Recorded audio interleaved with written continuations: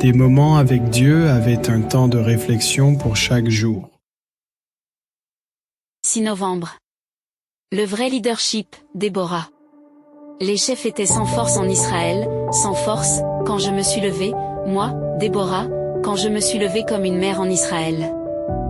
Juge 5-7.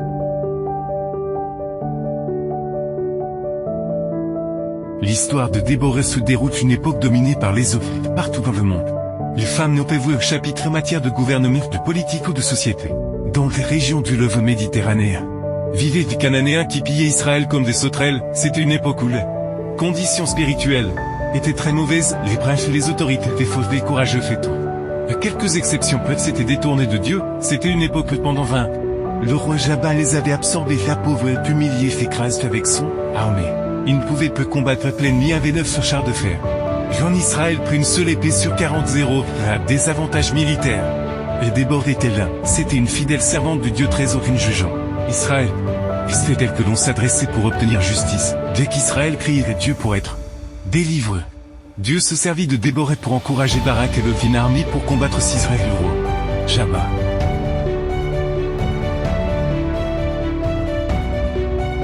L'histoire raconte que Barak ne veut pas répondre à l'appel, il a peur, il manque de foi.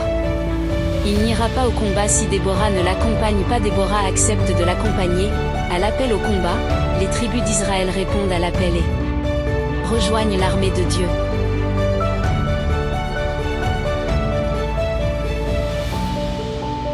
Il y a peu de femmes qui par leur compagnie inspirent la sécurité. Les forces et les volontés de réussir, ces femmes sont appelées dans les Bibles des femmes vertueuses, dont l'estime est encore plus grande que celle des pierres précieuses. Des femmes qui défient l'époque et les cultures de les croyances perfides, et qui s'élèvent comme de chefs de file de l'effort lorsque le découragement a plongé les courageux d'autrefois dans le désespoir. Même si les femmes n'avaient été vouées au chapitre dans la société de Boré fait preuve de courage, de force et de véritable leadership. Pour on est une femme de foi, on peut transmettre tant de pistes d'assurance que Dieu peut faire des choses. Les femmes de foi voilent ce dont nos familles, notre église et notre société ont besoin, qu'elles inspirent toujours la confiance en Dieu. Et conduirait pour qu'elles inspirent même la louange au Tout-Puissant.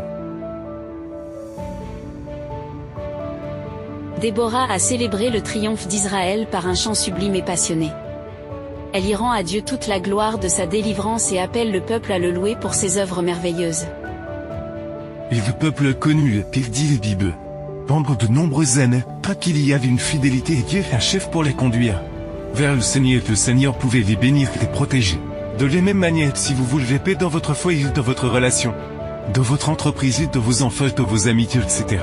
Vous devez être une femme qui inspire le foot, qui ne se veut pas maître, qui ne craint pas Satan, mais qui sert entièrement le Seigneur. Amen. Merci pour écouter cet audio. Nous vous invitons à partager avec votre. Contactez et visitez le site web. Biblewell.com